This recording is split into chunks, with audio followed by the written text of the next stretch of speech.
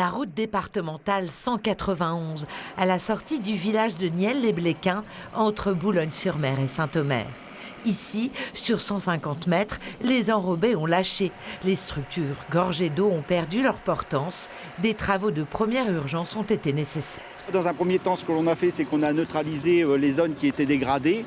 On a mis une restriction en place de circulation, avec une limitation de tonnage également. Et là, on rétablit l'écoulement dans les fossés avec la pose de drains dans un premier temps. C'est des travaux qui seront confortatifs pour passer l'hiver. Si vous n'interveniez pas, le danger, ce serait quoi pour les conducteurs ?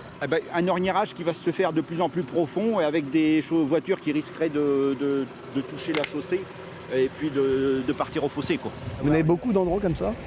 Sur la 191, on en a deux. Un autre qui se trouve sur Alkine, une quinzaine de kilomètres d'ici. Le même phénomène, en fait.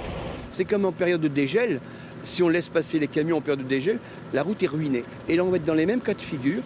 L'eau a déstabilisé la fondation de nos routes et on va regarder comment elle se comporte. C'est l'économie de notre région qui est en jeu. La route est indispensable pour la vie de tous les jours.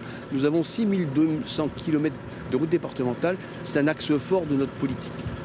Dans le centre du village, le pont lui aussi a été touché à l'instar de nombreux ouvrages lors de la crue des rivières.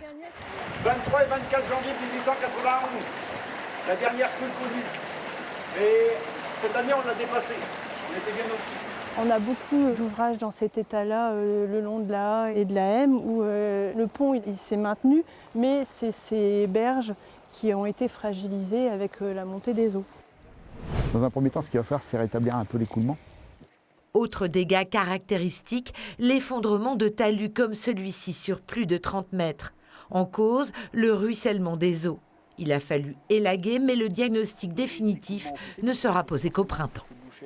En fait, on est obligé de sûrement devoir déprogrammer des travaux qui étaient prévus pour 2024 pour pouvoir faire ces travaux qui n'étaient pas prévus parce qu'au vu des désordres, on ne pourra pas tenir 1 an et demi, c'est pas possible.